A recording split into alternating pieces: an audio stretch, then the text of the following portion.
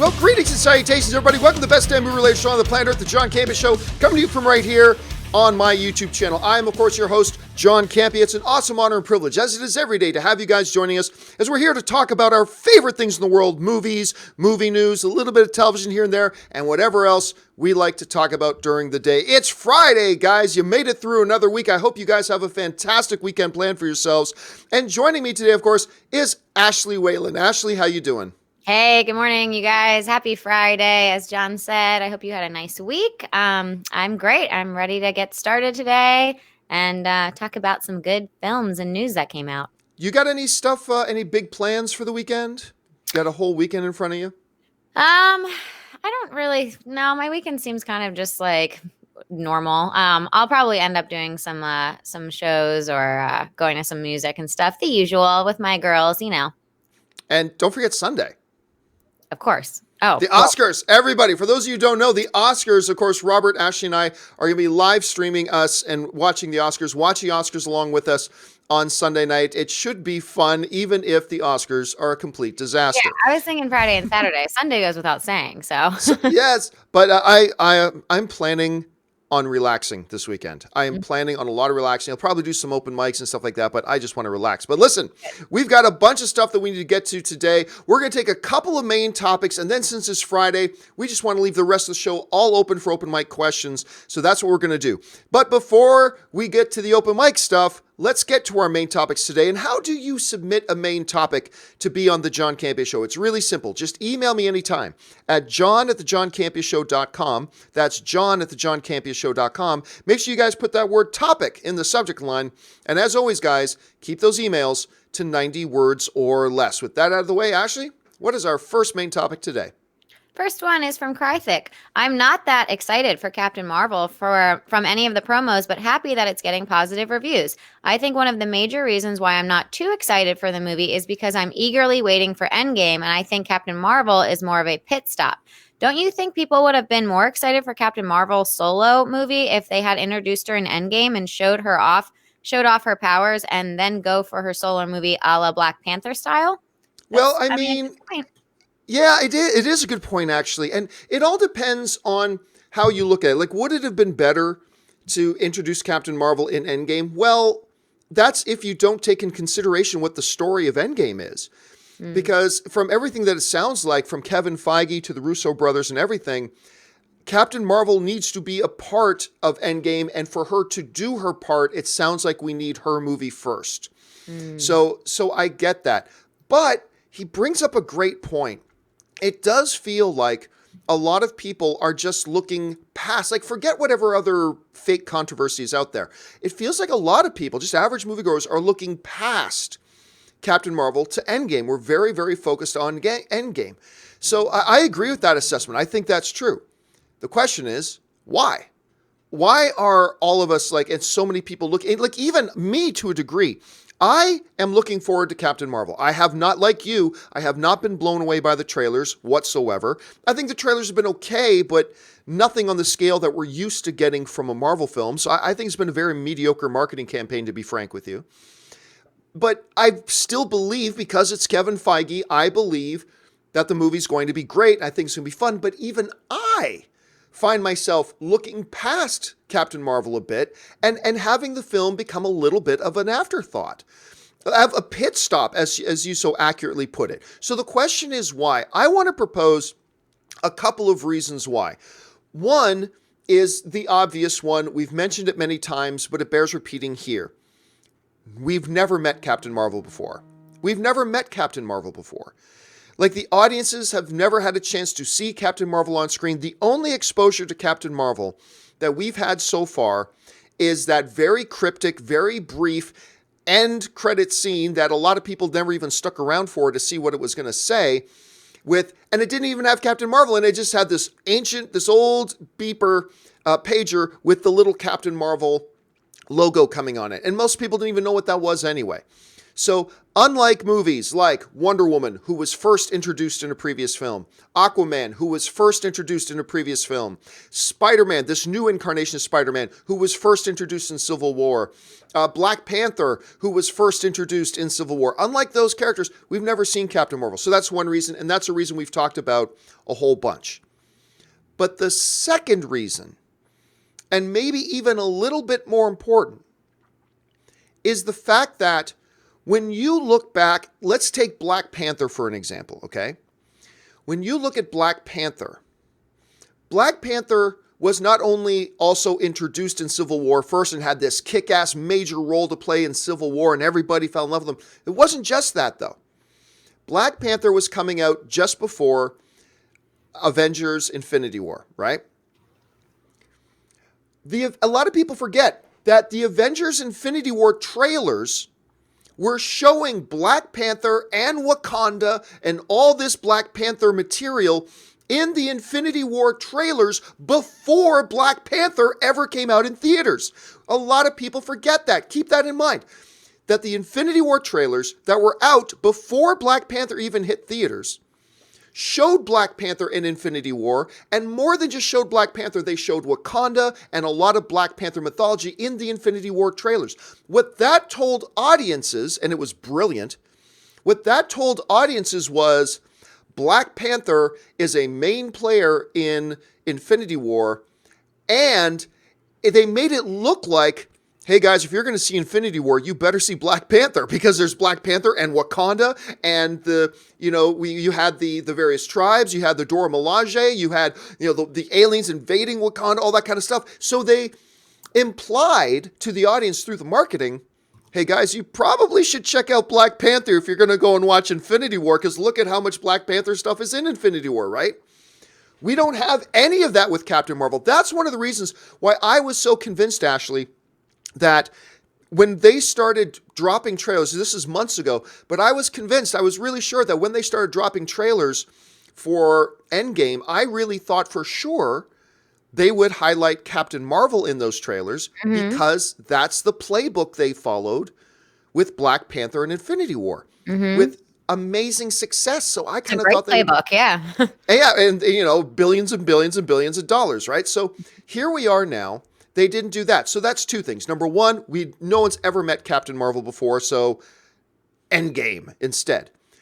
The Endgame trailers have not featured anything about, nor have the Endgame spots remotely suggested to anybody that, hey, you should probably see Captain Marvel before you see Endgame. They haven't done that at all, like what they did for Black Panther. The third reason is this. Think of it this way. We have a Captain Marvel movie coming, and it's got this character, Captain Marvel, with a couple of secondary characters. We have Nick Fury. I know, don't get mad at me for calling him a secondary character, but they have treated Nick Fury as a secondary character. I mean, that's beyond dispute. They have. We've never come anywhere close to the Nick Fury movie. And I love the Nick Fury character, but they have used him as a secondary character. And we have Coulson in there as well. Okay. Other than the post-credit scene where Nick Fury dusts in Infinity War, you've got no characters from Infinity War in Captain Marvel. So basically, you got a movie, Captain Marvel. Fine. But coming just 2 months after that is a movie that has everybody you've ever had in the MCU. Yeah. You have Captain America, and you have Iron Man, and you're going to have Hulk, and you're going to have Doctor Strange at some point. You're going to have Rocket Raccoon. You're going to have Black Widow. You're going to have War Machine. You're going to have Falcon. And at some point, Spider-Man's going to be back. And at some point, the Guardians of the Galaxy are going to be back. And blah, blah, blah. And it is following up to a $2 billion film that came out last year. So you have coming out first, Captain Marvel, a character we've never met before, never been in any of the movies, and as far as the marketing is concerned, showing no connection to the upcoming Endgame. And then we've got Endgame, which is the all-star team of the Avengers, showing everybody and everything you can possibly want and being the summation of the MCU up until this point. Which one are people going to look forward to the most? Clearly, there's this. Here's what it's like, Ashley. It's like this. It's like, let's say I came to you and said, Hey Ashley, you've done a terrific job these last couple weeks. So I wanna treat you out. I'm gonna take you out for dinner 2 nights in a row. For all the Okay. great stuff. 2 nights in a row. Let's say it's a Sunday, right? And I say to you, I'm gonna take you out to dinner 2 nights in a row. Monday and Tuesday night. Now, on Tuesday night, not Monday, but on Tuesday night, I'm gonna take you to this brand new restaurant in LA where the chefs are Massimo Bottura, Iron Chef Morimoto, and the Englishman and all Englishman chefs, Chef Gordon Ramsay. And what they do at this restaurant, Ashley, is in advance, they find out what your favorite meals are. And then what these three gods of the culinary world do is they take those picks that were your favorites, take cuisine from around the world to make the best version of those dishes you can possibly imagine. And when the meal's ready, you're going to have three servers. It's going to be Jason Momoa, it's going to be Margot Robbie, and it's going to be Scarlett Johansson. They're going to be your servers, okay? So this is for any of you watching this around. These people are going to be your servers. And during your dining, while you're eating your meal, the server of your choice will give you a shoulder rub as you're eating your meal. And you This get to pick fantasy one. just keeps getting better and better. That's what you're getting on Tuesday night. And you say to yourself, wow, that sounds great. What's going on Monday? Well, even better. Monday, I'm going to take you to Carl's Jr. And I like Carl's Jr. Carl's Jr. is great. There's nothing wrong with Carl's Jr. But if I tell you that in 2 nights in a row I'm taking you, Monday night I'm taking you to Carl's Jr., and Tuesday night I'm taking you to this fantasy restaurant that'll make the best version of your favorite dishes you've ever had, being served by your favorite celebrities and giving you shoulder rubs while you're eating, blah, blah, blah, you would be forgiven if you kind of forgot about Monday. You would be forgiven if, like, your mom called you and said, hey, hon, what are you doing for the next couple days? If you wouldn't be blamed if just you said, Tuesday night, I'm going to this incredible Morimoto Ramsay restaurant. And you would forget all about it. Yeah. And look, Great analogy. I'm not trying to devalue Captain Marvel. I'm not trying to devalue Captain Marvel at all. But that's what we've got. We've got a character that nobody has met before, that has shown no ties to anything else in the MCU. Unlike Spider-Man Homecoming, which was supported by Iron Man, we've got a couple of B-level characters in the MCU. And again, I'm not trying to downgrade Nick Fury, but that's how they've used him in there. And they've shown no connection to the upcoming Endgame whatsoever. Mm-hmm. It looks good. It looks fun. It looks like Carl's Jr. And then we have Endgame. We have Endgame, which is the who's who of everything that's been in the MCU up until this point, and making everybody drool and everybody excited, and that's where we're at. So you want to ask me why? Why are people looking past Captain Marvel? Number one, never been introduced in the universe before, unlike other major characters. Number two, isn't being featured at all in any Endgame trailers, unlike what they did with Black Panther to great success. And number three, you've got a character nobody's seen versus a movie that is the culmination of 10 years of filmmaking with every major character that everybody loves all together, blah, blah, blah, and following up to a $2 billion film in Infinity War. Yeah. That's why. Hopefully they deliver a really good burger on Monday night, and then everyone will. That's it. See, because if you're going to do this, and if you are going to have, Captain Marvel come out first, because apparently the story of Endgame will require Captain Marvel to come out first, fully understand that. But you better, like you just said, Ashley, so accurately, you better make the burger of your life. Yeah. Like you better make the world's greatest burger. And that's why when I see these tracking numbers of 120 and 160 million dollars, I'm sticking with 90. I still believe this because of all those things we just talked about.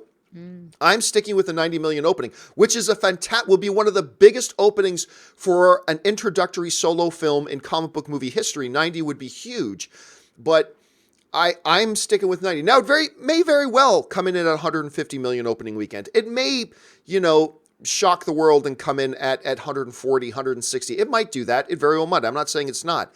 But it's all those reasons together that make me say, you know what? I feel very comfortable predicting 90. Mm-hmm. 90 million opening weekend is a win. If this movie comes in about 600, $700 million overall worldwide, that's a huge win. And that's how I feel about it. But Ashley, when you're talking to like your friends and, what movie are you hearing they talk about more? Are you hearing more talk about Captain Marvel, or are you hearing more talk about Avengers Endgame? Endgame, definitely. As you said, people are just more excited about Endgame. I mean, it's the culmination of 22 films, and everybody's familiar with all of the characters. So I think people will go out and see Captain Marvel, but they're highly anticipating Endgame. Yeah, yeah, and that's just it. And I think that's why when you ask, are people looking past Captain Marvel? Yes, they are. Mm-hmm. Why? Well, there's a bunch of reasons, but I think those are the three primary ones. What do you guys think? Do you sense that people are looking past Captain Marvel? Not that nobody's looking forward to it. A lot of people are looking forward to Captain Marvel. I'm looking forward to Captain Marvel, but let's be honest. A lot of us are kind of looking past it, aren't we? Aren't we? And I think there's some pretty good reasons why we are. Let's see how good the film actually ends up being. All right, Ashley, what's next? Next up, we have from Patreon supporter Jeff Bingham. Godzilla vs. Kong has moved out of Memorial Day 2020 to March 2020 to avoid the aura of NOS exhaust from Fast and the Furious 9. I'm not surprised by the move, as more often than not, studios don't want their blockbuster tentpoles to eat each other. Plus, Kong Skull Island opened on the same weekend in March back in 2017. Are you happy with this move, or would you have preferred the Memorial Day showdown? I think this is a really good move because, you might remember, Ash, the other day we talked about how Fast and the Furious moved its release date to the Mm-hmm. same release date as Godzilla versus Kong. Mm-hmm. And I said, I found that to be a very odd move because as a studio, you don't want tentpole versus tentpole on the same release weekend. And I believe I said at some point, look, one of these two films are going to move. They're going to move because the question at the time was, oh gosh, if you're going to have Godzilla versus Kong going head to head with Fast 9, which one's going to win the weekend? And to me, it's very obvious. The Fast and Furious movies is going to win the weekend. All you have to do is look at a history of the box office with the Fast and the Furious films versus the Godzilla film and the Kong film. It's clear that Fast and Furious has the advantage there. Mm-hmm. So I like this move by Warner Brothers. Here's the cool thing. Warner Brothers, although sometimes like they didn't move films that I thought they should move, they've also shown that, hey, you know what? If it's the right business move, we're not afraid to move our films to a more friendly weekend, to a more friendly. They've done that before, and I think this was the right move for them. I mean, yes, they could get into a big, dick swinging contest with Universal over, Fast 9 versus Kong versus Godzilla. They could have done that, but that's bad for business. It would have cost them money to do that. So would it have made a hell of a weekend as a film fan to go into the theaters there, like go into a movie theater and go, oh man, we got both of these films opening at the same time? Yes, it would have been fun. Yes, it would have given us weeks of material to talk about and dissect and analyze and all that kind of stuff. And yeah, that would have been cool, but absolutely 100% I agree with the Warner Brothers executives on this. If I was in their place, it's just a smart thing. Do you like having to move your film because Fast 9 came in on your weekend? No, you're not happy about it, but it doesn't matter what you're happy with. It is what it is. I mean, there's no use in whining and complaining about what the circumstances are. The circumstances are what they are. The question is, what are you going to do about it? And I think they could have whined about it. They could have crossed their arms and dug in their heels. But instead they said, hey, what's best for business? And more importantly, what's best for our movie? What is best for Godzilla versus Kong? Is it best to keep it on that weekend and go head to head and take some hits against a Fast 9? Or is it best to, hey, we wanted this release date, but we surrender it. We're going to go to another date that's better for our movie. That was the right thing. That was the responsible thing. That was the good business decision. And I completely support their decision. Again, would have been fun to have them both open on the same weekend and given us a lot of stuff to talk about, but that would have lost them money. So this is the right move. Let me ask you, Ashley, if they did stick to that, and I might have asked you this before, but if they did stick to that weekend, and we were going to have a weekend where Fast 9, and we're going to have a weekend where Godzilla versus Kong was all coming out at the same time, what's the movie you're running out to see first? I said Godzilla versus Kong because I haven't seen many of the Fast and the Furious films, so Ah, I'd be worried that I would miss all the references if I saw Fast 9. But it's always good to not have two movies come out. It gives me anxiety if I want to see both films and they're coming out the same weekend. Like I like to space things out. There's only so much time people have. I completely agree. All right, guys, listen, let me know. If these two things were coming out on the same weekend, which one would you have gone to see? But also, do you agree with me? Do you think it was the right move for Warner Brothers to move Godzilla vs. Kong? Or do you think they should have stood their ground? Do you think they should have drawn a line in the sand, stand their ground? Jump down to the comment section and let me know what you guys think. Okay, guys, listen, we're going to go over to our live questions now. We like to take live questions on the show every day. But just before we do, I've had a few people mention to me that they wanted me to bring this up again. And listen, all of us want to do good things in the world. Everybody wants to. Even the biggest jerk, deep down wants to do something good for the world, right? We all want to do something good for the world. But sometimes it's hard coming up, like figuring out, having time to do something good for the world, figuring out what's a good use of my time or my resources that I have to give. How can I help people out? Well, listen, there is this app I have been using for years, and they are not a sponsor of the show. I just really want to encourage you to use it. It's called Share the Meal, and it's run by the United Nations Children's Program. And basically what it is, it's an app that helps you feed, what's better than this? It helps you feed hungry kids around the world. That's what this app does. And it's really simple. All you got to do is download the app, you get on your phone, and then you set up your information. And then what you do is you use eating out at restaurants to be a reminder. Oh yeah, I'm paying for my bill. I'm going to share the meal. You open up the app, and then there's this big button that just says share the meal. Once you hit that button, share the meal, it'll bring up an option. And the options will simply be, hey, do you want to donate 50 cents?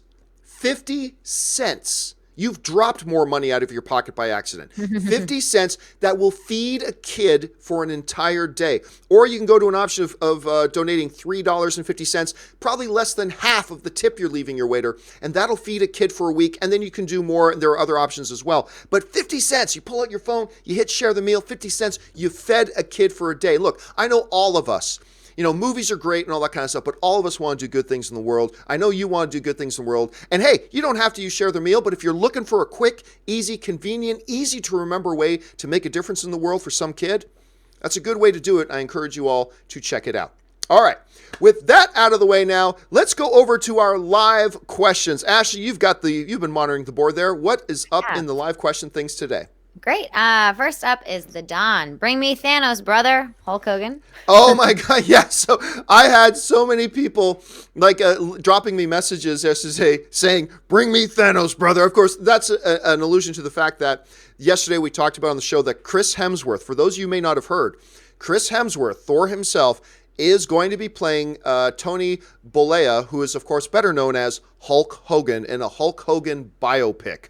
And so people have been running wild with all these Chris Hemsworth memes as Hulk Hogan, and a lot of it's been really funny. So yeah, I'm looking forward to that. All right, what's next? Ben Rayner, over under 20%, we get a new Zorro movie in 5 years. Ooh, you know what? I like the line, 20%. That's a good line. I'm going to take the over at 20. Like, I wouldn't say 50%, but setting it down at 20 is a good line. Now, it won't be like part 3 of the Antonio Banderas series, but like a new Zorro movie. Hey, it's a popular IP. It's got some rich mythology there that you can capitalize on. 5 years is a long time in Hollywood. I'm going to take the over on 20%. All right, what's next? Kevin Brown, solution for A4 3-hour runtime controversy. Why wouldn't Marvel release a 15 to 20 minute prologue short film to Endgame, cutting the final time to 180 minutes? They could sell those rights to YouTube Premium Netflix, could contain deleted or inconsequential footage to the major plot, no major spoilers, but act as a huge marketing tool, and they make more money, win-win. This has been brought up before, as a matter of fact, and here's the big problem. You are creating a situation where, look, if they created a movie and it's 3 hours and 10 minutes long, we don't know how long it is, then what I, as a film goer, don't want them to do is now chop that up. I don't want them to chop that up. That's part of the movie. Give me the movie. And then what you're also doing now, The Matrix tried getting into a little bit of this stuff before too, creating extra content, exterior content that was supposed to feed in to the main story. It was an interesting experiment. I would propose that it didn't actually have the desired effect. A lot of people enjoyed this stuff, but it didn't actually have the marketing effect that they thought it would. And what you really want to make sure you don't do is put a movie in theaters that isn't actually the complete movie. That's just going to piss a lot of people off. The moment you start creating, what do they call it in school? Like prerequisite reading. Like, hey, before you come in the class, you got to read this, this, and this. What you never want to do is present something to the audience that even gives the appearance that they have homework to do before they go see this movie. Mm-hmm. If you tell them you have to, to fully understand what's going on in this movie, you first got to go online and watch this 10, 15-minute thing. And then when you do pay to go see the movie, you're watching an incomplete movie because they've chopped it up and did stuff like that. And honestly, I don't see that having any more of a benefit than just a good trailer marketing campaign. I really don't. I think any people if there are people you don't win over with the trailers, I don't think showing them the first 5 minutes of the movie is going to have that big of an impact. Now, it's different for smaller films.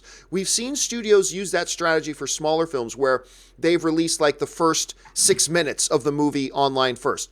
For a smaller film, a not as well-known film, a film that needs a little bit of a kick, that can be very beneficial. But when you're talking about a film on the scale of, say, a Star Wars or a Justice League or an Avengers movie, I don't know that that would have much more of an effect than just a really good trailer marketing campaign.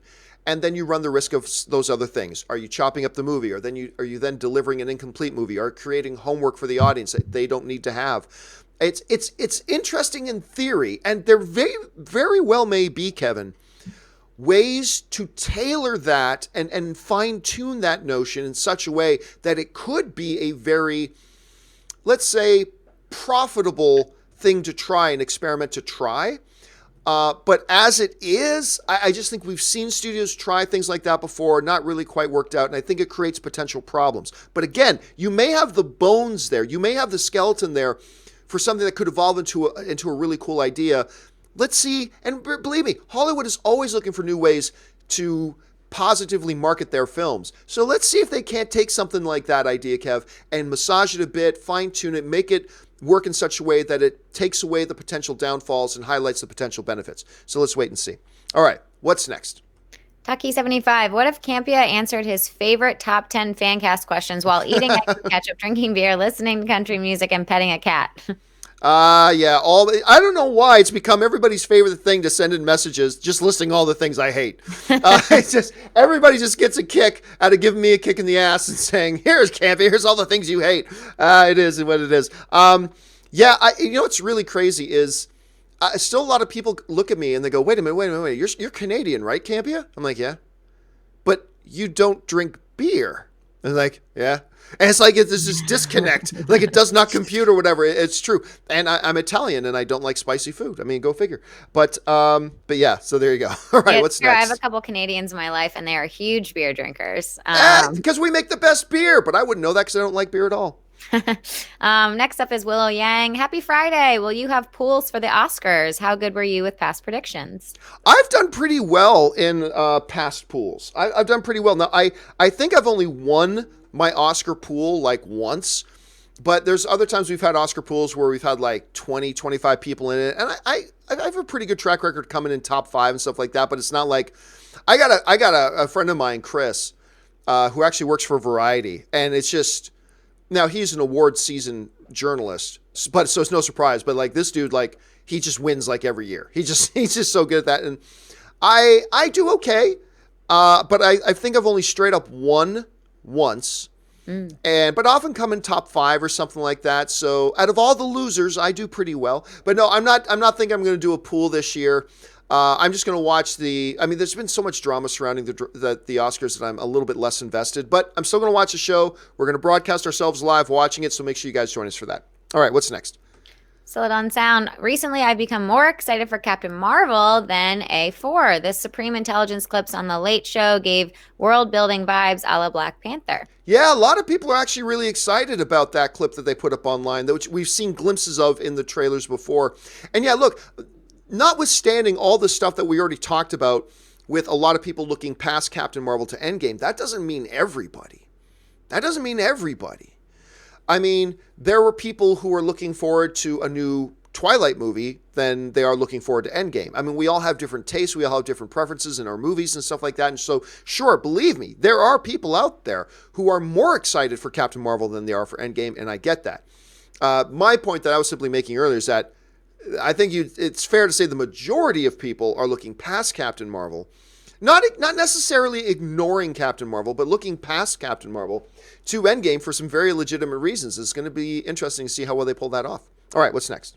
Daniel Bernanke, there's a lot of evil in this world. Just wanted to send some love to our fellow movie fans. Aw. Also, Robert and Ashley are great additions. Thanks. Robert and Ashley are great additions, as a matter of fact. And yeah, I mean, look, it used to be like the worst place in the world in like YouTube and stuff like that was video game channels. Like I would always just hear like video gamers like say, "You think movie online communities are harsh places? You should come and check out video game things." Like a lot of my gamer friends would tell me that. But yeah, the movie sphere has gotten pretty toxic. There's a lot of toxicity in the movie sphere too. So it's always good to spread a lot more positivity. So thanks for that, man. All right, what's next? I'm upset. Thoughts on Kendrick Lamar and SZA not performing at Oscars? Since I have been advocating for years that they shouldn't do musical numbers at the Oscars at all, I really don't care. I really don't care. I mean, like we can get into the minutia of the issue, but I think they should take out the best song performances. Because look, when you perform, I've been saying this for years. What do they say about children? How do children know what is valuable to you as their parent? By what they see you spending your time on. That's what like the child psychologists say. What children see you spending their time on is how they evaluate what must be important, right? What must be the most important thing to you, which is part of the reason why I say, just give your child a lot of attention, and make sure they have your undivided attention, and so they know that they are important to you. I would say the same is true across the board. And when you come to the Oscars and you spend a couple of minutes on the Best Director category, but over the course of your show, performing all the songs, you're spending a good 12 minutes of screen time on the Best Song category, one of the most unimportant categories in the Academy Awards. But you're going to give it 4 times the screen time that you're giving the category of Best Director. I would simply ask, what's more important to a movie? The director or one 2-minute song that's used in a movie? Clearly the director. Well, prove it by not giving more screen time to this unimportant category while you're giving less screen time to this vital category. So since I'm of the opinion that they should just get rid of those things anyway, then I really don't care about that particular issue. All right, what's next? James Welsh, thoughts on Verse bringing on the director of Twilight for Lost Boys? I think they're going for a similar tone as Twilight. I hope not. Well, you're talking about here, okay, so they announced recently that a director by the name of Catherine Hardwicke was brought on to direct. CW has a new version of Lost Boys coming, which I really don't care about. Anyway, so they're doing a new Lost Boys TV series. They brought on Catherine Hardwicke, who directed the first Twilight, to direct the pilot episode. Now, in television, that's key. Who directs your pilot episode is key because that director sets your tone for what the show kind of has to follow after that. So that's a key thing. But let's not pretend that Twilight is the only film that Catherine Hardwicke has directed. She did the critically acclaimed and very different movie 13. She did Lords of Dogtown, which a lot of people watch. She directed a couple episodes of Hell on Wheels, and a lot of people like. These are all things that are fundamentally and radically different than Twilight. There is simply no reason to make an assumption, oh, they must be going for the same feel as Twilight if they got this. Well, this woman's done a lot of other things, and just because vampires both happen to be in both properties, that doesn't mean by default that they're going to try to make one feel like the other. Not at all. And it's not like Twilight is the only thing Catherine Hardwicke has directed. She's directed a number of things that feel completely different from Twilight. So why not say, oh, they must be going for a Lords of Dogtown feel? Why not say, wow, they must be going for a 13 feel or a Hell on Wheels feel? Yeah, Twilight had vampires in it, but that does not necessarily mean they're going to try to bring a Twilight feel to this particular show. Then again, I'm not invested in it because I have no interest in a Lost Boys series. Here, I'll tell you what. There's a lot of series on Netflix that I like. Clearly. Black Lightning, Flash. There's a number of them that I really like. Supernatural is the most obvious one. But I have zero interest in a CW version of Lost Boys. Had this been a Showtime version of Lost Boys or a HBO presents The Lost Boys. I would have been a little bit more intrigued by that, but I don't have a lot of interest in it to start with. All right, what's next?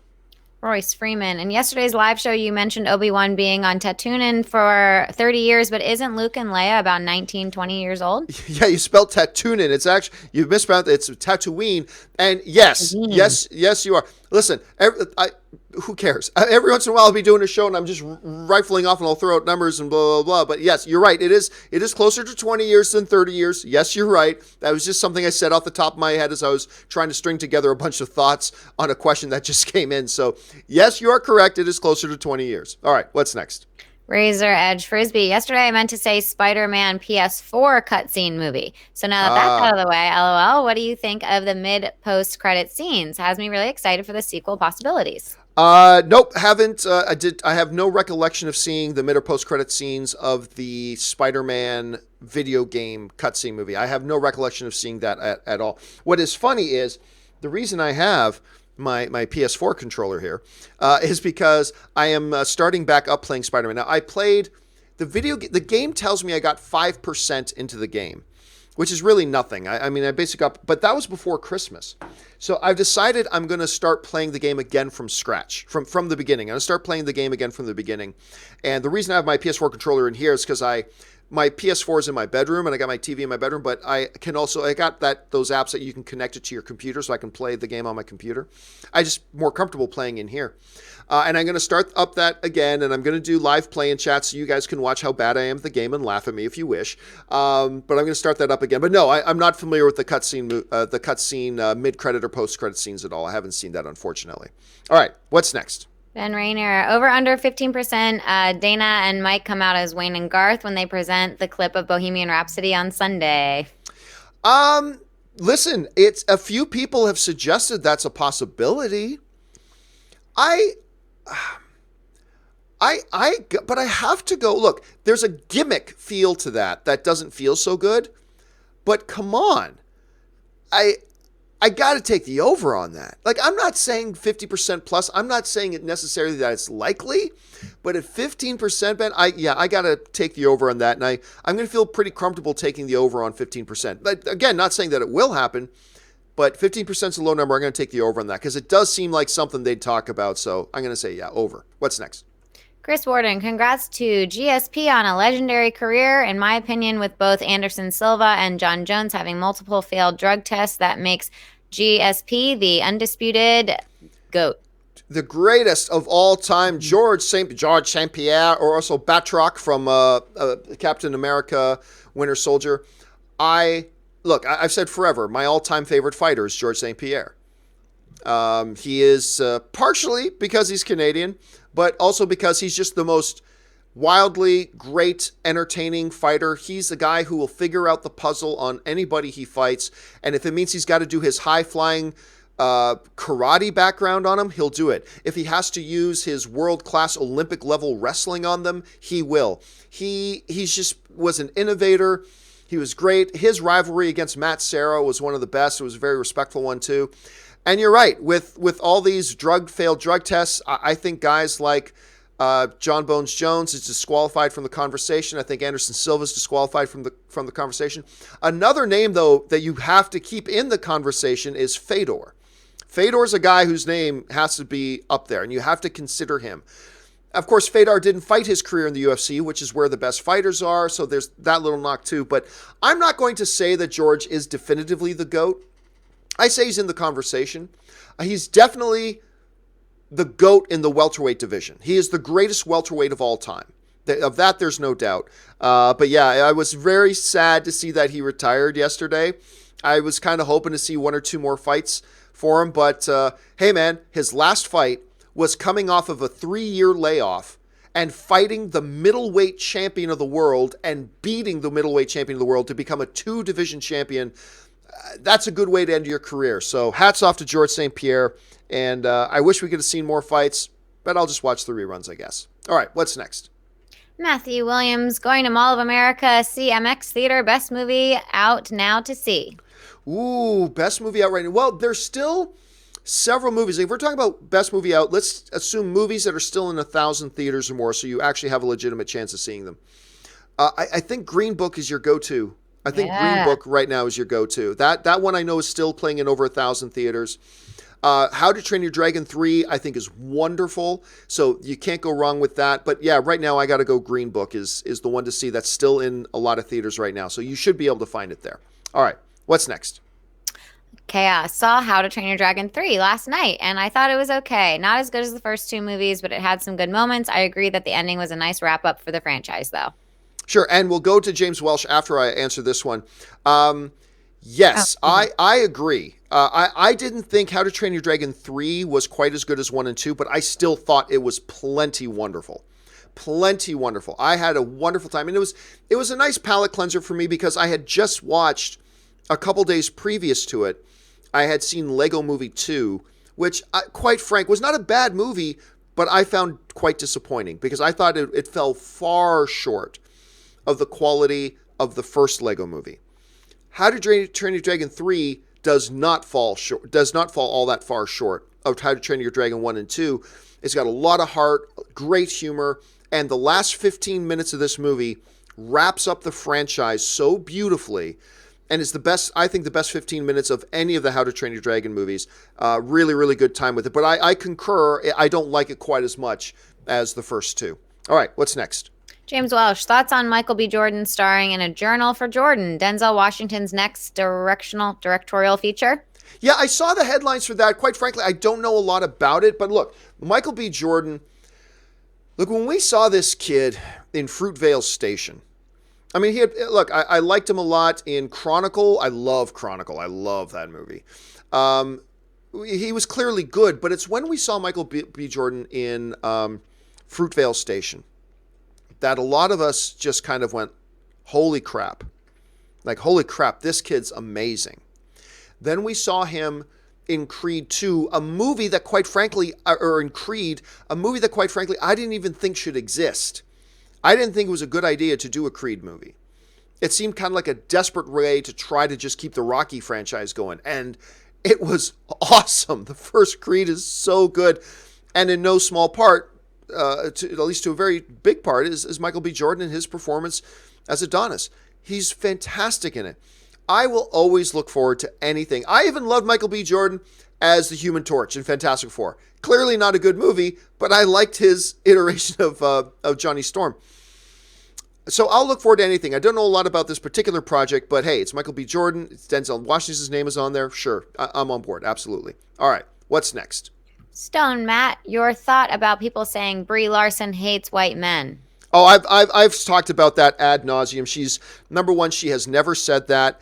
Anybody you hear saying she said that, there's the person with the agenda. So we've talked about that ad nauseum, though. She's never said anything remotely close to that. And there are just people who just want to try to stir up drama. All right, what's next?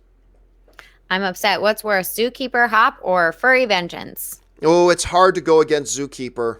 Zookeeper is so bad. I remember the first time I saw Zookeeper, it was in Las Vegas at the annual CinemaCon. Because at CinemaCon every year, every studio will show like a massively early screening of one of their upcoming movies that year to the audience, which is all movie theater executives and movie theater professionals.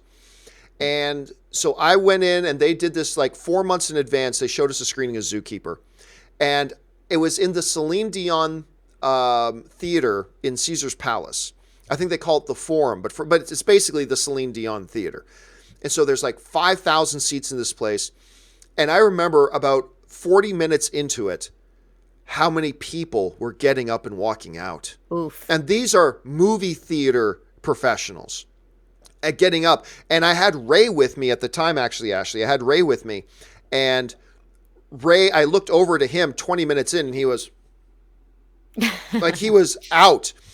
And I talked to him afterwards. He goes, yeah, man, I felt bad falling asleep, but I wanted to get up and leave, but nobody was getting up and leaving yet. And I felt awkward. So I fell asleep. It's so bad. So I'm going to go with that. What would you say? First of all, have you seen any of those? And if you No. have, which, okay, you know what? Then No, you're, yeah, I didn't make it past you're the trailer blessed. for any of them, so. You're blessed. You're Yeah. blessed. All right. What's next? Mike K, Avengers 4 twist. Thanos is having a meal eggs with ketchup. See? Sin- Next scene, John killed Thanos with his bare hands. It's like, how dare you? Like, yeah, fine, you killed half the universe, but how dare you put ketchup on those eggs, you son of a bitch. All right, what's next? Richard Walton, who's the best Robin? Dick, Jason, Damian, Tim, or Steph? Oh, is that even a question? It's Dick. Clearly, there is only one Robin. It's Dick Grayson who became Nightwing. And now, don't get me wrong, I've always, look. I know a lot of people like the Damian Wayne character. I just find that to be an irritating little brat. I'm not a fan of that character at all. A lot of people didn't like the Jason Todd character whatsoever. They actually killed the Jason Todd character because the fans voted for Jason Todd to get killed.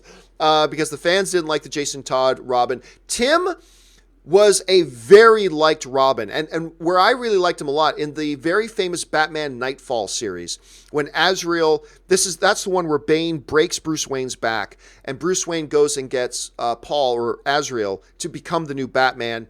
He goes a little bit crazy and starts getting hyper violent and killing people that he shouldn't kill, and Tim, who was Robin at the time, tries to stand against him, and Azrael beat the shit out of Tim and blah, blah, and said all this up.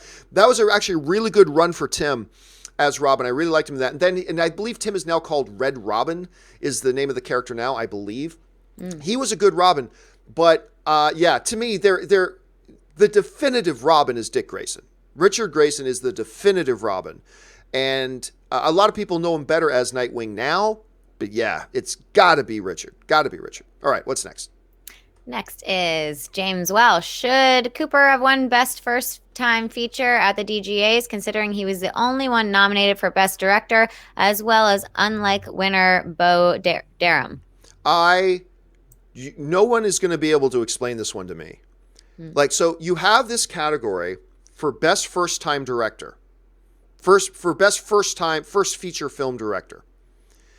Among those, the nominees is Bradley Cooper for A Star is Born. In the same awards, for Best Director of the Year overall, Bradley Cooper is nominated for Best Director of the Year overall. None of the other nominees for Best First Feature were nominated for Best Director. Explain this to me. How do you say that Bradley Cooper was one of the top 5 best directors of the year, and the only one of the nominees who is also a first-time feature director? How do you say that he's the best, so therefore he's in the top 5 for best director, and yet somebody else wins best first-time feature director? Then shouldn't have that guy been nominated for best director over Bradley Cooper? It makes zero sense. Absolutely zero sense. There's no explanation for this. The DGAs, this is so radically inconsistent. I mean, yeah, it doesn't make it boring. Oh, Bradley Cooper is nominated for Best First Time Feature and Best Director. It makes First Time Feature a little boring because you know Bradley Cooper's going to win. Sure, but isn't that what you're saying? By nominating him for Best Director, aren't you saying he's better than he did a better job than anybody else here? It's so radically inconsistent. There is no explanation for it. And the DGAs have to do something to make sure something this inconsistent doesn't happen again, because it makes their awards look like a joke. And the DGAs are no joke. But like, something as radically inconsistent as that makes it look like a joke. It was an embarrassment. It was an embarrassment. They got to fix that. All right, what's next? Winderson Francois sends in a super chat. Oh, thanks, Winderson. Gatelyn Winter, I have AMC Movie Pass. Does the $20 a month go to AMC or different studios within the same month, or both? If it only goes to AMC, how does studios make money? Yeah, understandably, we get asked this question a lot. So here's basically how it works. You pay your $20 a month for your AMC A-list. That money all goes to AMC. Now, every time you use your A-list to buy a ticket, AMC will count that as an $8.99 movie ticket purchase, because I believe that's the average cost across the country of what a movie ticket costs. Not in LA, because I'm spending like $22 to go see a movie in the Dolby Theater, but or even like $16 just on a matinee in a regular screen. But across the country, the average film ticket price is around $9 or such. So when you use your A-list to see, you get a ticket to go see How to Train Your Dragon 3. For accounting purposes, AMC counts that as a $8.99 movie ticket purchase. And then they distribute the money of a $9 movie ticket in proportion back to the studios as they normally would for any ticket sale. So that's how it works. The $20 goes to AMC. Every time you use the AMC A-list, they count it as a $9 ticket purchase, and they distribute the money as they would any other ticket purchase. And that's how it functions. All right, what's next? Alex Pitt, the fact that we are only getting 5 Lucifer episodes to start with and then another 5 later on is a crime. Still excited though? First of all, I didn't hear that. I didn't hear that they're splitting it up, and it's okay. It's okay. As a matter of fact, get ready for this. I have heard through some pretty good sources that within the next year or two, Netflix is going to start experimenting with dropping 1 episode a week on a couple of their selected shows. Now, we've become used to Netflix just dropping the entire season all at once, right? What the discussions around Netflix has been, though, is that there are a number of television shows that they drop, whether it's Game of Thrones, 1 episode drops, people love it. People get excited. They start to buzz about it, and it builds momentum into week 2. Then the second episode, people start talking about saying, you got to go get caught up on this show, and it builds more momentum, and then it builds momentum, and it builds momentum, and then it crescendos, right?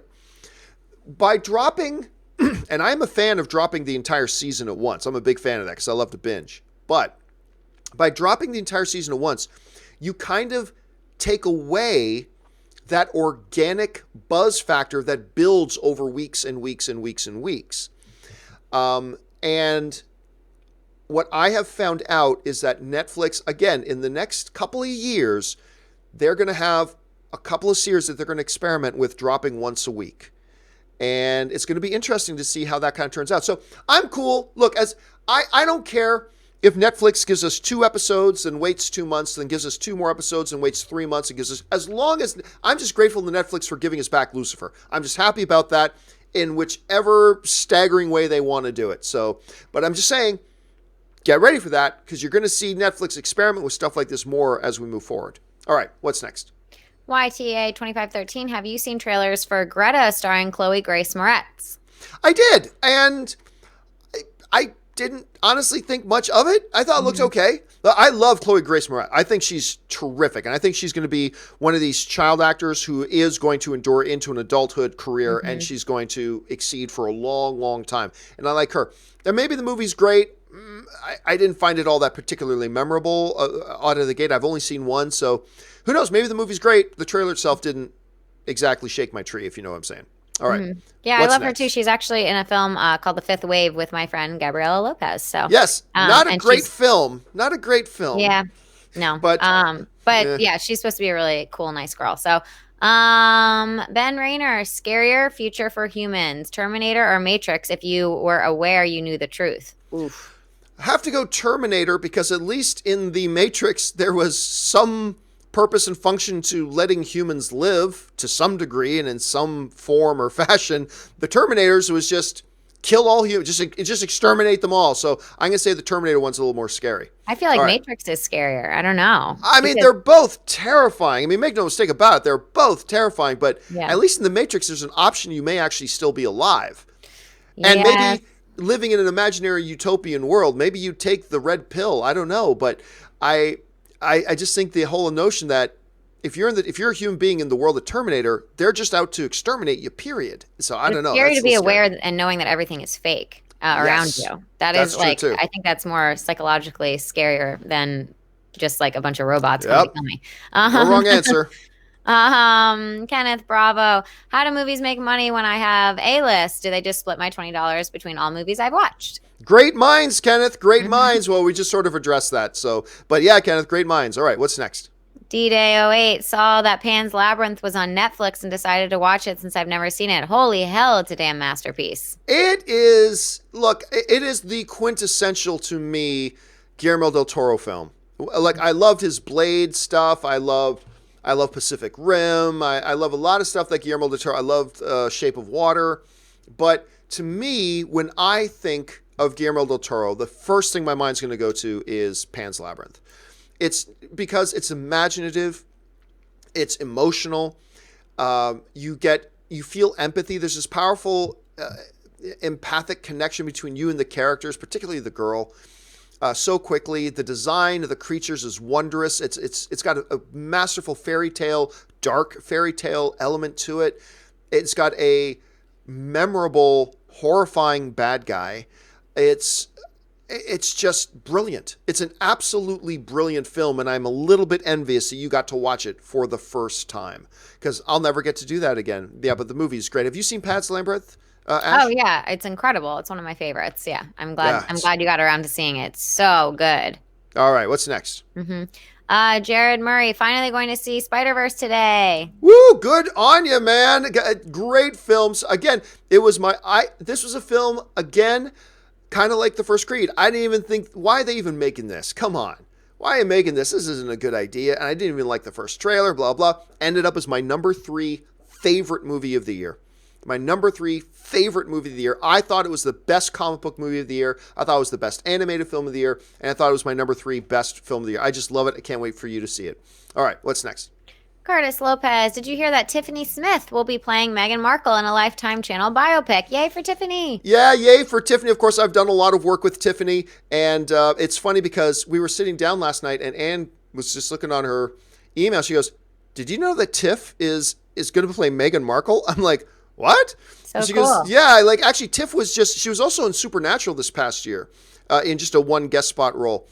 And yeah, she's and you know what? I never would have thought about it, but then when they held up pictures of Tiff and Meghan Markle side by side, it's like, yeah, there is a bit of a resemblance there. And you know, I couldn't be more thrilled for Tiffany because while she is a great host, while she is great at doing all this stuff online, she really wants to act.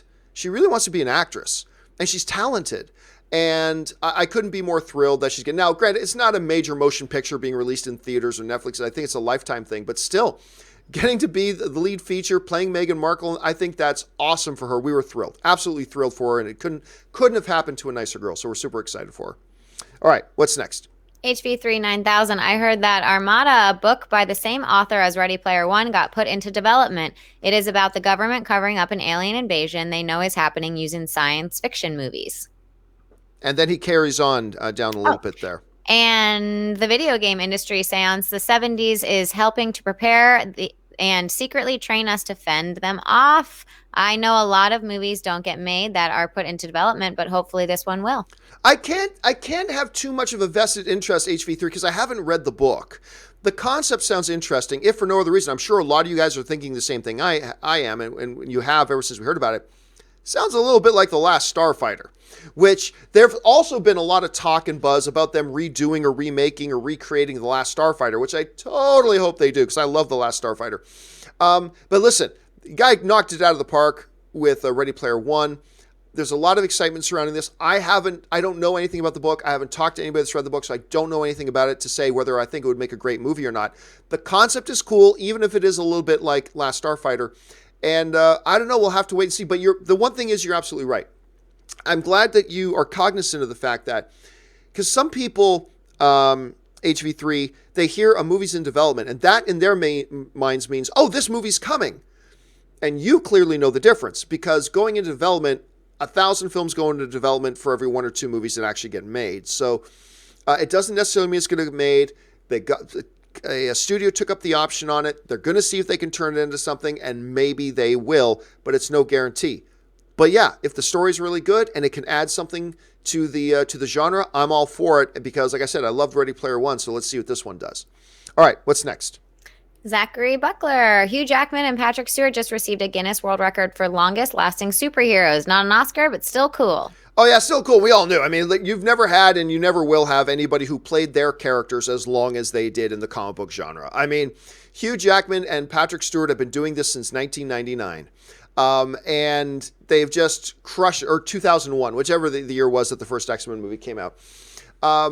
They have just been crushing it ever since. They both just retired their characters after a long run. I mean, God, it feels like Robert Downey Jr. has been playing Iron Man for a long time. That's nothing compared to how long Hugh Jackman, and I don't think even though I don't think Iron Man's going to die in Endgame, I don't think you're going to see Robert Downey Jr. make it to the length that both Patrick Stewart and Hugh Jackman did running their characters. I think those may be records that are never broken. I honestly do. I think it's hard to say that with any record because all records are made to be broken, but it really does sound to me and feel like to me that these are two records, or this is a record that never will be broken. Yeah, like you just don't see characters play that one person in the movie world that long and in that many films. Like, yeah, you'll get an old movie and then they'll make another version of it 40 years later. Yeah, but they haven't been playing that character consistently over those 40 years. It's just something different. It's something special, and good on them both. All right, what's next? Ghostface 1999. Do you guys think there would have been backlash if in The Last Jedi Rey would have had her hand chopped off like Luke and Anakin before her? Oh, I know. It's hard to predict what would have got backlash and what wouldn't. I know I would have found that stupid. I would have found that so forced and so stupid that I got. Well, first of all, look, everybody looks for reasons to have backlash against anything Star Wars. So, I mean, there's that. I think that's just the nature of the movie going on. It's not just about Star Wars either. A lot of films, a lot of people are looking for things to backlash against. And even I got to admit, I would have found that really dumb. And I probably would have railed against that a little bit myself. So I'm going to guess, it's hard to say for sure, but I would have guessed that, yeah, there would have been some backlash about that. And I probably would have been one of them. All right, what's next? Ivan Katsarov. Hey guys, love your show. Rob, oh, this one's for Rob. You said He's not here. Yeah, we could save it for Monday, but he does say Rob, you said that your best movie going experience was in Bulgaria, and I think it was my hometown Sofia at the movie theater arena. Any interesting stories from your stay? So yeah, all I can tell you is that, and I actually this was on a companion video, the last night's companion video as well. What I can tell you is Rob has actually privately off camera told me a lot of stories about his time in Bulgaria. He loved his time in Bulgaria. And, it's not my place to tell any of his stories, so I'll say that for him sometime. But he's got a number of stories that he likes to tell. He remembers his time in Bulgaria very, very fondly, really enjoyed it. And that movie theater one was just not even one of the top 2 or 3 stories of his from there. But again, I'll leave that for him to tell sometime when he's ready to tell those stories. All right, what's next? Not Devin, okay? Since we know that the High Priestess made Adam the Warlock in the post-credit scene over under 45%, we'll see him in Endgame. Massively under. Way under. Like, I'm not going to say 0, and I'm not going to say 1%, but even if you set the line at 10%, I would probably take the under, which means it's still possible. I'm not going to say it's impossible. It's not impossible. It's possible. I'm not going to choke on my popcorn with shock and surprise if we see him, but I think it's a very, very low probability. So I'm going to take 10% down, so I'll go way under on that for me. All right, what's next? KW, I know you don't like ketchup on eggs, but how about salsa? Nope, don't like salsa. Not a fan of tomato in almost any form, although I can handle ketchup a little bit because ketchup does not taste like tomato at all. But for the most part, nope, don't like salsa. And a lot of salsa is spicy, and I don't like anything spicy. So nope, not a salsa guy at all. So when I get nachos, I just like a lot of cheese and sour cream and a lot of chicken and skirt steak on it. That's how I like my nachos. No salsa. Thank you. Maybe a little bit of guacamole, a little bit of guac if it's heavy on the avocado. Gotta do guac. Next? Yeah. Yeah. Jackson Perez, who wins if the elves went to war with Gondor? Ooh, the elves went to war against Gondor. I'm going to go Gondor, probably. I'll probably go Gondor. But, I mean, that depends. Are you, like, uniting all the elves just against Gondor? Is it Gondor with the help of Rohan? Is it, like, there's a lot of variables in there. If you're just going to go elves versus Gondor, I'll go Gondor. But there's a lot of different ways that could shake out. All right, what's next?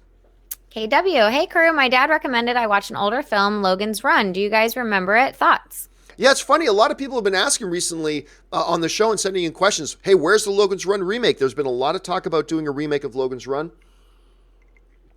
There's been a lot of people. Bryan Singer himself a few years ago spent a number of years trying to get our Logan's Run reboot going.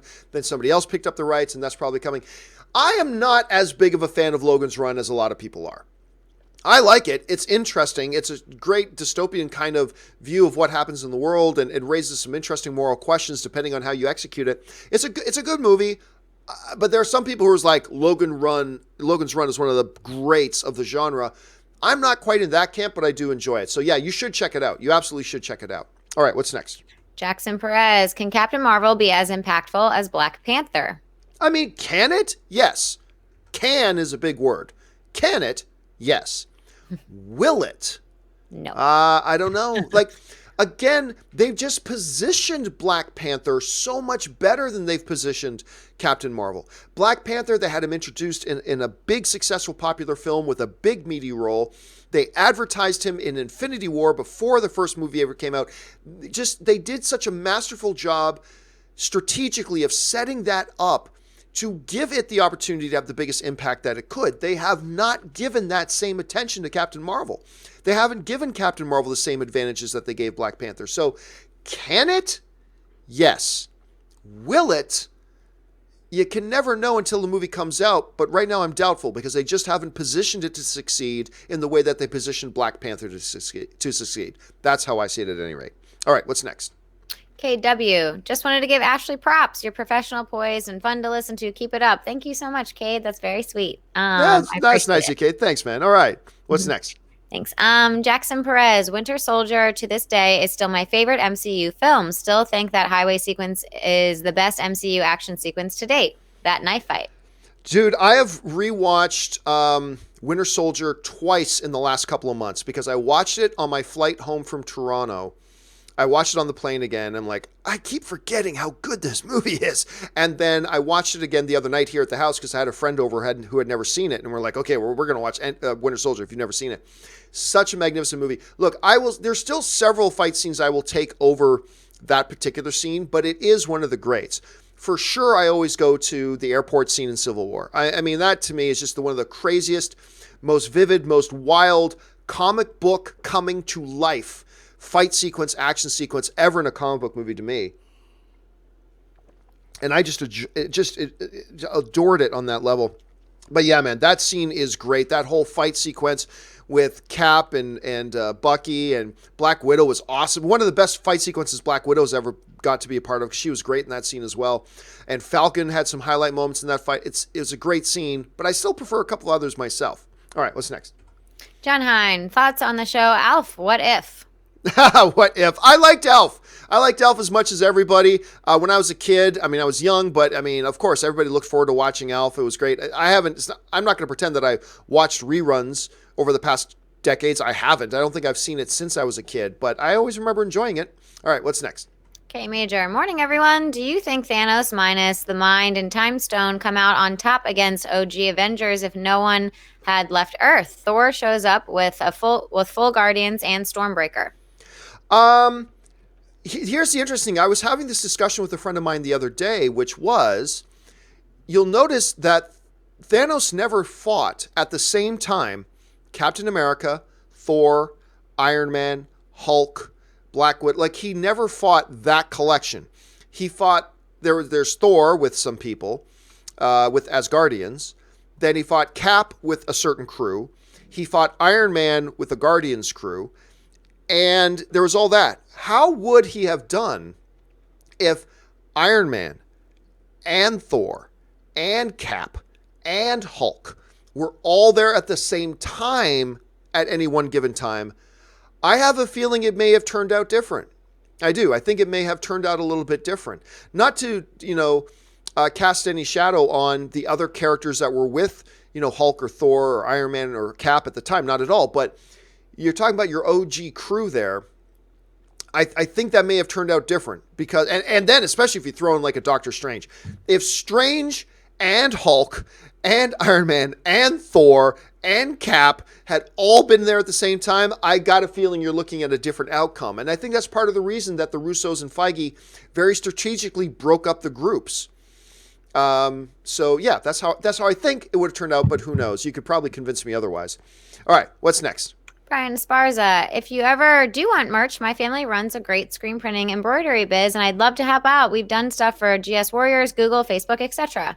Hey man, Brian, listen, you know my email. Look, somebody brought up the other day about asking me about my merchandise, and right now all my merchandise is at Cafe Press. So it's www.cafepress.com/The John Campea Show. That's where you can go and get. I'll be honest with you, I'm not really happy with Cafe Press. They charge too much. And it makes the items, I think, too expensive. And I would love to find a good, reliable alternative to give me other options to make this stuff so I can make this stuff cheaper. But so by all means, you know my email address, john at thejohncampeashow.com. Email me some stuff and let's see what we can do. All right, what's next? Santez Henderson, would Would you be okay if Thanos apologized for his actions? Think about it. Maybe he didn't know the snap would really kill half the life of the universe. Maybe he thought it was sending them on vacation. Well, I think the movies have made that pretty clear. He knew exactly what the snap would do because he said, I call it mercy. There's no suffering. I just snap them out of existence. I just kill them all. No, like an apology works with a villain who wronged one person. An apology, a heartfelt, true, sincere apology may even work for a couple. An apology for killing trillions of people on purpose. That's a little. And here's the funny thing. This is the one I joke about, Ashley. Okay, so we get this whole justice for Han thing, right? Justice for Han, justice for Han. How dare The Rock team up and fight with Shaw when Shaw killed poor old Han? Hashtag Han had it coming. And yet at the same time, I get all these emails from people saying, oh man, I'd love to see Thanos team up with the Avengers to fight a bigger threat. Wouldn't it be cool to see Thanos fighting alongside the Avengers? Oh man, I hope that happens. It's like, time out. So Shaw kills one hair-obsessed dude in Han, and everybody wants hashtag justice for Han. But Thanos commits mass genocide hereunto never seen on a galactic scale, killing trillions of people, murdering worlds and all this kind of stuff. And that's cool if the good guys team up with them? No. Little bit inconsistency there. No, I think Thanos is well beyond redemption at this point. Yeah, sorry, Thanos, you're out. Yeah, Thanos is out. All right, what's next? James Bonner finally got around to watching Bohemian Rhapsody. Well worth it. They Nice. did an amazing job of capturing the spirit of the Live Aid concert in Wembley. Yeah, that scene, I remember my jaw was just on the floor that entire scene because, like everybody else, I've watched that Live Aid concert that Queen did so many times on YouTube and everything, like a lot of people have. Mm-hmm. I was floored by how much they nailed that in the Bohemian Rhapsody movie. Like, they just crushed that scene and was a great way to kind of send off the film as well. It left the movie on a big emotional high note. It was wonderfully done. Did you have a chance to see Bohemian Rhapsody, Ashley? Oh yeah, I saw it. I thought that it was so great. I have just one small qualm with it is that he didn't know that he had AIDS until 87 and Live Aid was in 85. So they did a little bit of a fact blending thing well, to juice out several. the emotional. Several. But it but still they was took amazing. They took creative liberties. They took creative liberties, and that's what I think movies should do. But yeah, that was one of the biggest facts that they decided to massage a little bit was that one for the sake of the narrative. All right, what's next? All right, nerds of porn in Endgame. Do you think Rocket is aware what happened to his teammates after watching Groot and others dust in Infinity War? At that one specific moment, no, he probably didn't. I mean, he probably suspected some of them may have been dusted. But in that one moment, did he know all the Guardians of the Galaxy other than him had been dusted? No, he didn't know in that moment. I'm sure he figures it out later on when he never hears from the rest of them again. So I'm sure he figures something out. But in that moment, no. I think he may have suspected others might have too, but knew all of them died? No, I don't think he did. That was another gut punch to come to Rocket a little bit later, I think, which adds to the sadness of it. All right, what's next? Ethan's Tech World. What films do you wish you experienced in theaters? Ooh, that's a good question. Okay. Lawrence of Arabia, for sure. That is just a cinematography, legendary film for cinematography, epic in scale and scope. Totally wish I saw that. Bridge on the River Kwai is another one. The original Kirk Douglas Spartacus is one. The Charlton Heston Ben-Hur, because it was decades and decades and decades before any movie tried to do anything on the scope and scale that Ben-Hur had done. It took a long time for them to try something like that again. But yeah, those are some to me that really I wish my first time seeing them had been on a big screen. Those are some of them. What about you, Ashley? You got any like older classic movies that are like before our time that you really wish you had a chance to see on a big screen? Not older classics, but I was immediately thought of The Revenant. I didn't see that in the theater, and I feel like that was just a big mistake. That was gorgeous on the big screen. Beautiful. All right, what's next? Nerds of porn. John, what about the Netflix Marvel villains? Yeah, Netflix, the Netflix villains in their Marvel shows are pretty decent. I mean, obviously the one that really stands out is is Kingpin. Then you have the Jessica Jones villain, which is oh crap, was it Killjoy or Kilgrove? I think it was Killjoy. Um, was a really good villain in the first season of Jessica Jones. But honestly, when I think of Punisher, I hope that Jigsaw is a better villain in season 2 than he was in season 1. It was okay. The Jigsaw character was a fine character. Of course, he wasn't known as Jigsaw yet, but that was okay. It worked for the story. But I really just think of Punisher. I really just think of Frank when I think of that. When I think of Luke Cage, they started strong with Cottonmouth, but then they went, I don't know, then nothing really memorable. But Kingpin is it. I mean, Kingpin's the guy. So even in the Netflix world, Marvel is a little bit hit and miss with their villains. But yeah, it's if you got Kingpin, you've done Vincent D'Onofrio's Kingpin, man, is just so iconic. It makes you feel like they did everything right when really they didn't. I think they had some misfires with their villains. All right, what's next? Abdul, hey guys, just became a Patreon a few days ago. Nice. Yeah, would love for Star Wars to delve into character studies with Disney and using morally compromised characters, original and known ones. Love you guys. Well, Abdul, first of all, thank you so much for becoming a Patreon supporter, man. That's like the Patreon supporters are the backbone that keep our channel alive. And by the way, guys, for those of you who are Patreon supporters, I can't believe I forgot to mention this. It's Friday today, which means the Patreon exclusive podcast Best of the Week is coming up a little bit later today. If you're a Patreon supporter, keep an eye open. The new episode of that with me, Rob, and Ashley talking about our favorite things of the week, that will drop today. So keep your eyes open for that. If you're looking for a little bit more character study with morally compromised characters, rejoice, because they are developing a Cassian Andor show, who's, of course, one of the main characters in Rogue One, who is a very multi-dimensional, complicated, a little bit morally questionable character. Like, because in Rogue One, we saw Cassian Andor as a guy tortured by the fact that he has done some horrible things in the name of the rebellion. Like, even in Rogue One, we see him do something morally awful. He's with his contact, and then the stormtroopers are coming. He kills his own informant just so the informant doesn't get captured by the stormtroopers and talks to the stormtroopers. And he murders his own informant. And they reflected a lot throughout the movie about the fact that he has done a lot to get blood on his hands. Things that he does for the greater good, but he feels terrible about. And the fact that they chose that character to do a series on, I think is fabulous. And Abdul, I think feeds exactly into the type of stuff that you're talking about. So rejoice, be happy, and look forward to it, because it'll be really neat to see how this one comes together. All right, what's next?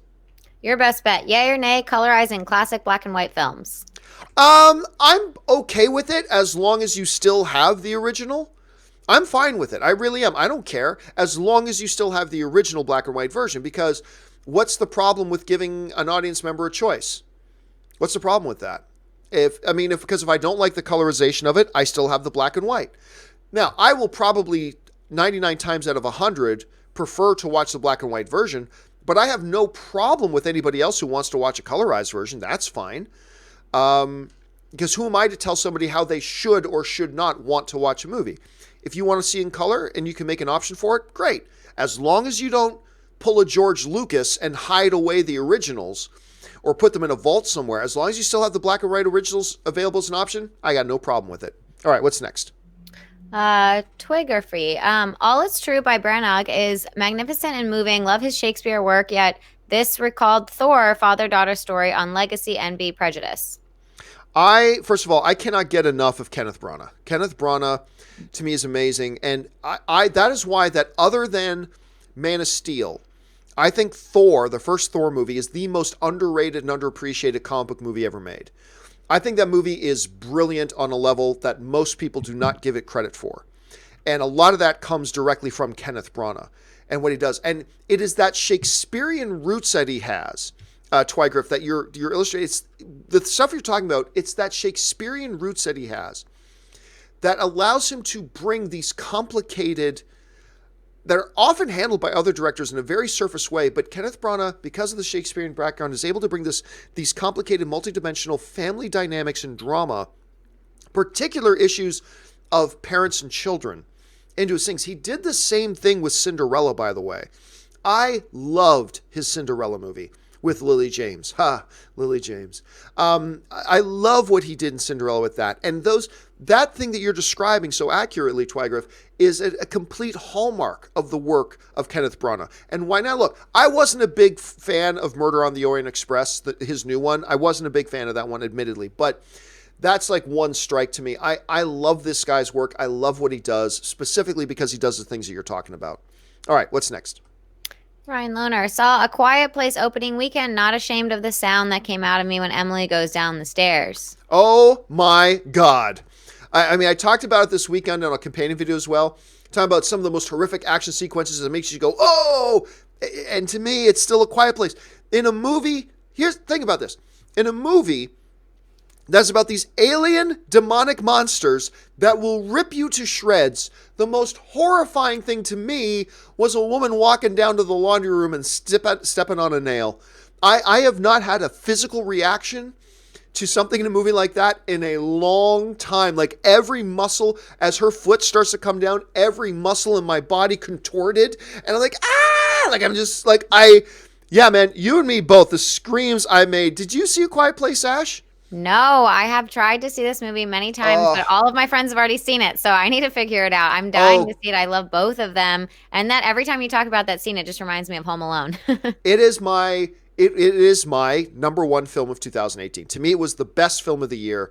Maybe I'll try to see it today. Yeah, somehow. Oh God, yeah. When you get a chance, watch it. And oh my God, there's some stuff. And the amazing thing about this movie is that, and the job that John Krasinski does, why I still believe John Krasinski should have been nominated for Best Director, is he made it all happen throughout 80% of the movie without any dialogue.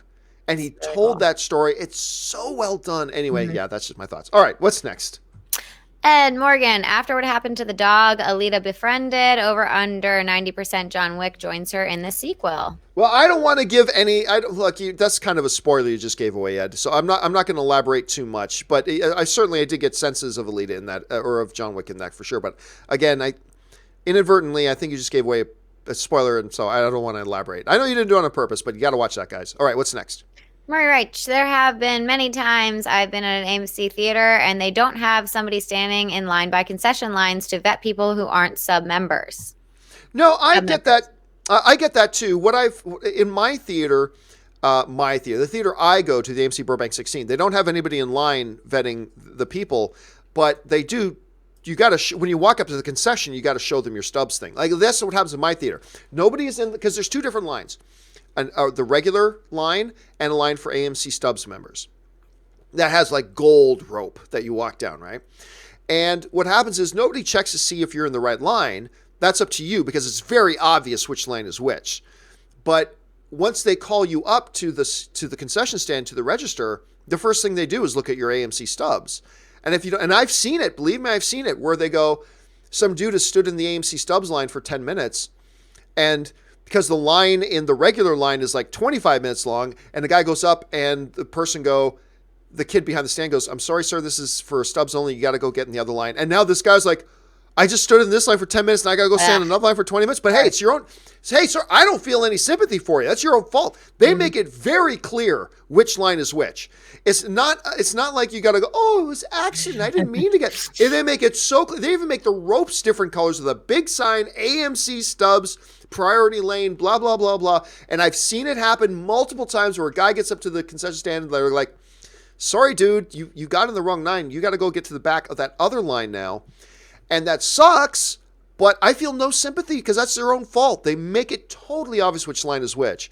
So, yep, no sympathy from me. All right, what's next? Michael Croson, what's your favorite Magneto movie moment? Mine's the coin. The coin is magnificent. There is no doubt that the coin scene is absolutely fantastic. But the comic book movie genre was reborn with the Magneto as a child in the concentration camps being dragged away from his family by the Nazis.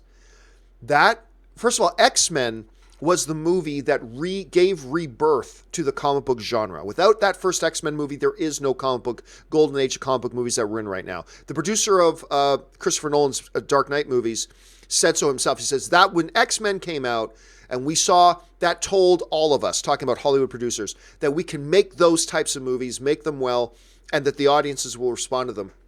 So, I mean, Hollywood Insiders wanted to say that, yeah, it was that X-Men movie, and it began with that scene. To me, not just my favorite Magneto scene, but quite possibly one of the greatest scenes ever in comic book movie history. It is powerful. It is emotional. And I remember when that came out, it in no way felt like a scene from a comic book movie. It felt like something from a sad, dramatic tragedy story. That when that scene opens and you're in the concentration camps and this child is pulled away from his family, screaming for his family, and all of a sudden all the metal starts to bend and everything. It was the scene that sent up the signal flare into the air. It sent the flare into the air that said, this is a new era of comic book movies. That we're not just the flash and spandex that you used to think of when you thought of comic book movies. This isn't the bat nipples and all that. No, this is a different level of filmmaking that we're bringing to the comic book genre, and it was all because of that scene. And for that, not only is my favorite Magneto scene one of my favorite scenes in comic book movies, and maybe the most important scene in comic book movies in history, because it really did relaunch the new era of comic book movies. Anyway, that's my thought. All right. We got time for just a couple more, so what's next? Murray Wright finishes up. Because of that, I've waited over 20 minutes in line. Oh, well, yeah. So going back to the other thing. Again, you got to be careful, Murray. You got to make sure you're in the right line and other people getting in the wrong line. Look, actually, if the theater does its job like they do in my theater, where a few people are in line in front of you that shouldn't be there, it only takes a couple of seconds, though, for them to go up to the register and then be shooed away by the people. So it really shouldn't affect your line too much if the theater's doing their jobs.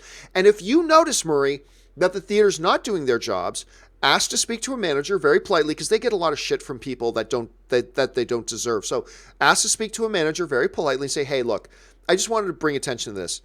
I'm a Stubbs member. I love being a Stubbs member. I love coming to your theater. But one of my benefits as Stubbs member is this line, and I'm noticing that your staff isn't doing anything to verify the people in this line are actually Stubbs members, either in line or at the register. Could you guys do something about that? And just ask them politely, and hopefully you'll see a change. All right, what's next? Ryan Lohner, I just got a DVD about the Ice Bowl, and holy crap, greatest football game in history. That game is crazy. Talk to any sports fan about the Ice Bowl. It is just nuts. And in an era, and look, there are some people when they turn on a football game and see that there's really inclement weather and there's tons of snow and some people don't like that. I'll tell you what, I love it. Because it makes it like a battle in the trenches, and it just makes for just grit, because it takes a lot of the skill out of it, because it's slippery, it's whatever, but it comes down to just then grit. It really increases that aspect. The Ice Bowl is a great example of that. It's crazy. If you don't know much about the Ice Bowl, just hop on YouTube and look up the Ice Bowl. It was nuts. All right, what's next? John Hine, you hear the news that Robert Kraft is a pimp? I have no idea what you're talking about. So, all right, what's next? Yoshai, hey John, big fan of your show. I rewatched Drive last night and forgot how good it was. Do you like it? And what is the best Ryan Gosling movie? Oh, I really enjoyed Drive. It's funny when you listen to the director too. The director of Drive, he refers to it as a superhero origin movie. I'm trying to. It's one of those three names. It's a three-name director, and I can't remember his name off the top of my head. But he describes it as, and I remember I spoke to the director of it. And he, even to me, but he said it on many, many videos, you can find him talking about this, that he saw that movie as a superhero origin. Now, Nicholas Winding Refn? Yep, that's him. Thanks for looking that up, Ash. Best Ryan Gosling movie. Whew. That's tough. It is tough. He's been in some really, really good ones. There's that one he did with George Clooney. I think it was called The Ides of March. I loved that movie. I certainly really enjoyed First Man, although First Man wasn't as good as it could have been, but it was still really great, and I enjoyed him in it. La La Land is fantastic, but I'll tell you what, here's my pick, Ash, and then I want to hear what yours is. My pick for my favorite Ryan Gosling movie is Crazy Stupid Love. It's this little didn't get a lot of attention. To this day, doesn't get a lot of attention. This little kind of romantic comedy with him, Steve Carell, Marissa Tomei, Emma Stone, a number of other great performances in it. I love this movie. I love this movie. That movie is fantastic. And so for me, I'm going to go Crazy Stupid Love. What about you? What's your, if you think about all the Ryan Gosling movies, what's your favorite? I mean, he's gone over so many genres at this point, like Blue Valentine. I love him in Blue so Valentine. He's good. incredible. They both are. Michelle Big Williams is in Short, that one with him. yeah. The Big Short is Yeah. I mean, it's like a more complicated film that he did really well.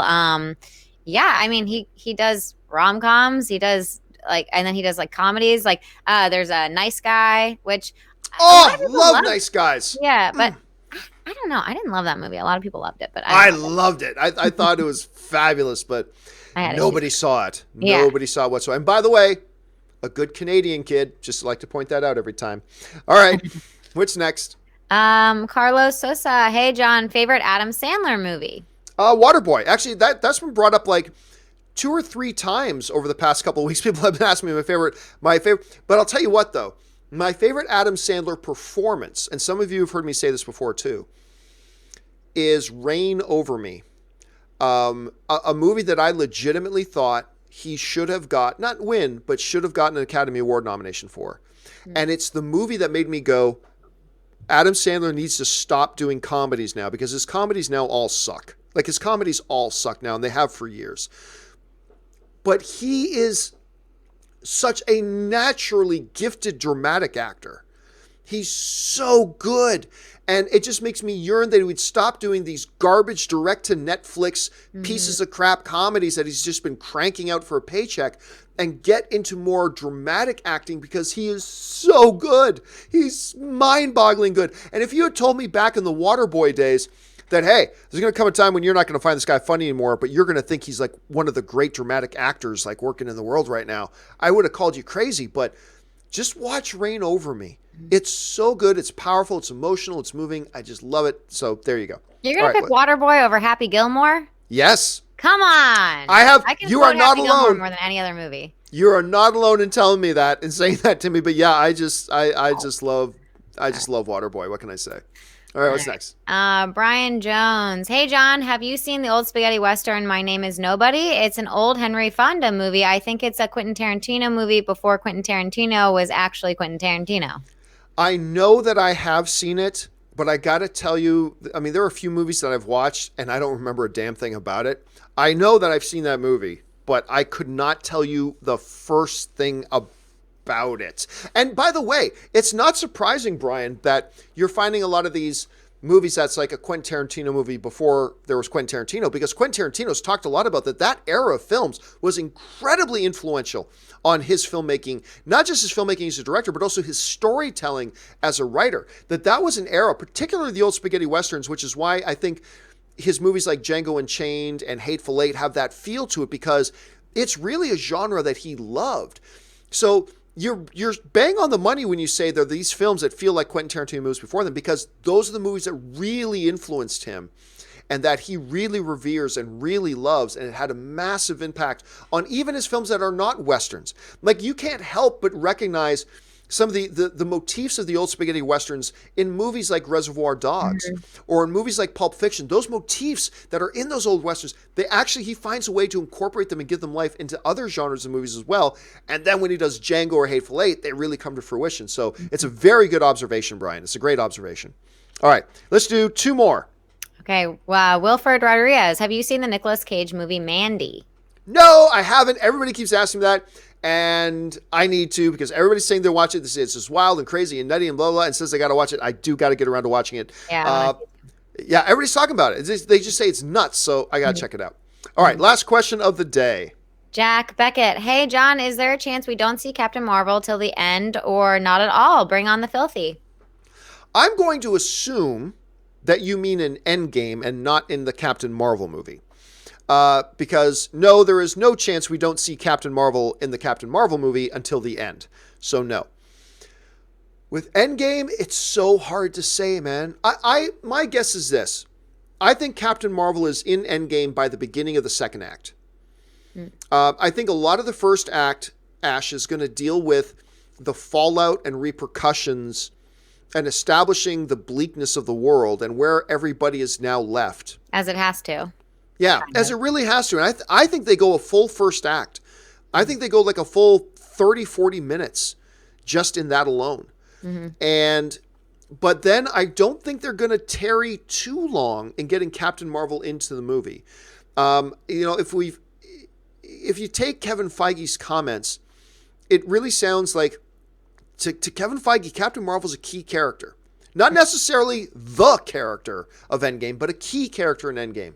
On that level, and understanding that we're coming right off a Captain Marvel movie that's going to open just 2 months before it, I don't think we'll wait much longer than the second act.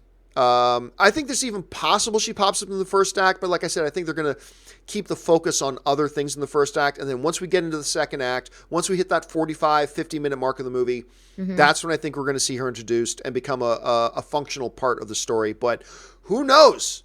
With Kevin Feige and the Russos, anything is possible. Maybe she doesn't pop up until the final end battle, whoever the final end battle is against. But, yep, I'm going to go with beginning of the second act. Exciting. All right, guys. That will do it for today's installment of the John Campea Show. Thank you so much for joining us. Listen, for everybody else who still got questions to come from Ko and Alex and James and all the way down, do not worry. Your questions are going to get answered in a video. I'm going to take these questions you sent in and they will be answered in a companion video, probably a little bit later today. So keep your eyes open for that. Your questions that you sent will get answered. So thanks a lot for sending those in. I want to thank, of course, taking her Friday to be here with us, Miss Ashley Whalen. Ashley, where can people find you online? You guys can find me on my Twitter at AshAttack1 or my Instagram is my name, Ashley Whalen. And you guys can follow me simply on Instagram at John Campea. And guys, a couple reminders. For those of you who are Patreon supporters, don't forget the new Patreon exclusive podcast, The Best of the Week, is coming up a little bit later today. Keep your eyes open for that. And once again, guys, don't forget the Oscars are this Sunday. And me, Robert, and Ashley are going to stream ourselves live, watching it and taking your comments and questions as we go as well. Make sure you follow us along for that. All right, guys, that will do it for me. Thanks a lot for joining us. Have a fantastic Friday. Hoping you have a wonderful weekend. And until next time, bye-bye.